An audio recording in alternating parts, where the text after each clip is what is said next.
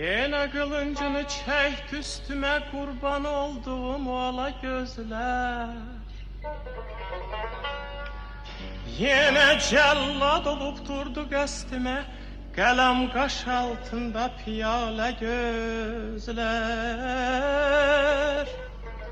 Sevda yolcusuyam ezel yaşımdan, könlüm ayrı gezir can sırdaşımdan.